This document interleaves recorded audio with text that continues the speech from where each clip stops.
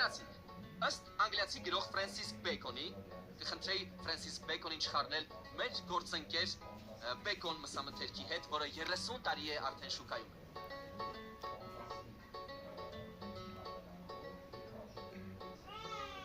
Եվ այսպես հարցը։ Ըստ Ֆրենսիս Բեյքոնի, ինչն է կրկնապատկում ուրախությունը ու ինչը կիսով չափ պակասեցնում վշտերը։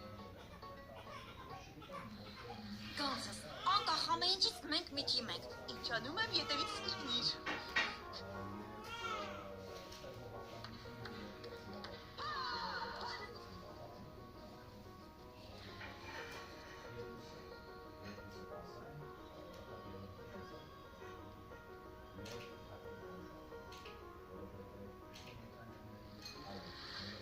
Կյանքի տարբեր փուլերում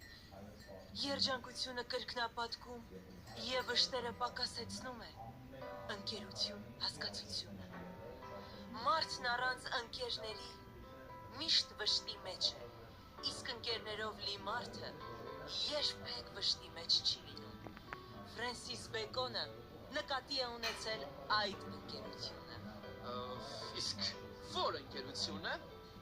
Մարդկային ընկերությունը։ Ապրիշնիկս։ Друзей денег не бывает много։ Եվ պատասխանը սխալ է։ Ոչ,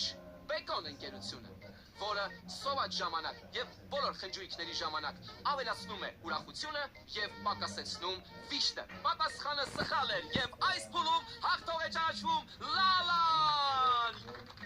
Ես ձեզ շնորհավորում եմ։ Բրավո, ապրեք։ Եվ այսպես անցնենք հաջորդ փուլին։